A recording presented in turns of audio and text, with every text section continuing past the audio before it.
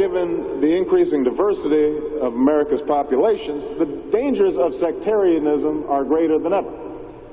Whatever we once were, we are no longer a Christian nation, at least not just. We are also a Jewish nation, a Muslim nation, and a Buddhist nation, and a Hindu nation, and a nation of non-believers.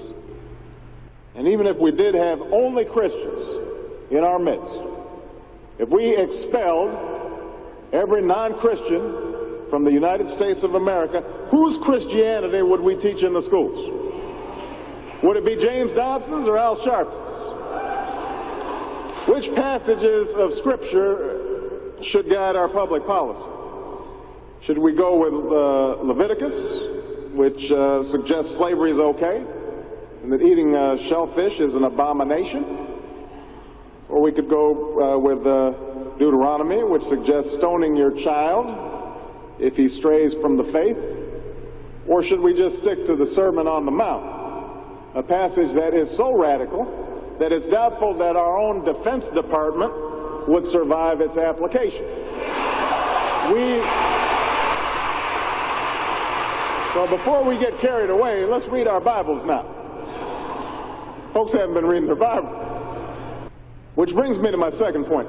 Democracy demands that the religiously motivated translate their concerns into universal rather than religion-specific values. What do I mean by this? It requires that their proposals be subject to argument and amenable to reason. Now, I may be opposed to abortion for religious reasons, to take one example, but if I seek to pass a law banning the practice, I can't simply point to the teachings of my church or evoke God's will. I have to explain why abortion violates some principle that is accessible to people of all faiths, including those with no faith at all. Now, this is going to be difficult for some who believe in the inerrancy of the Bible, as many evangelicals do. But in a pluralistic society, we have no choice.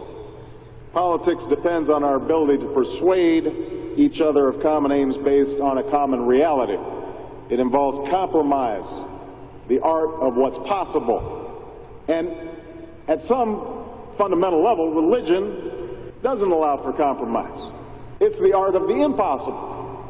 If God's spoken, then followers are expected to live up to God's edicts, regardless of the consequences. Now, to base one's own life on such uncompromising commitments may be sublime, but to base our policy making on such commitments would be a dangerous thing. And if you doubt that, let me just give you an example. We all know the story of Abraham and Isaac. Abraham's ordered by God to offer up his only son.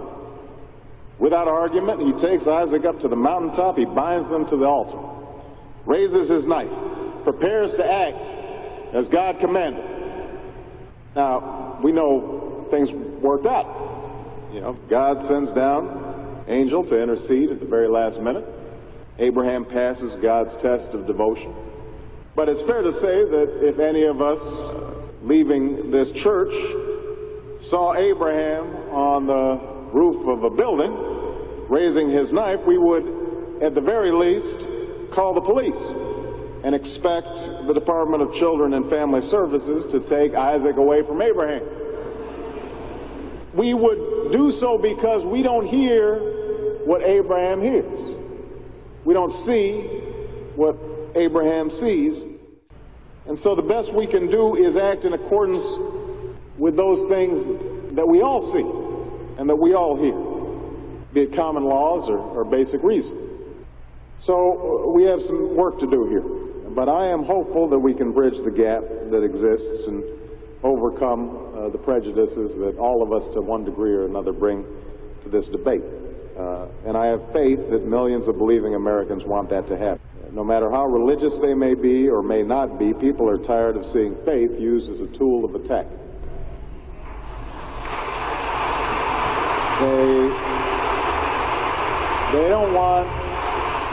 They don't want faith used to belittle or to divide, because in the end, that's not how they think about faith in their own lives.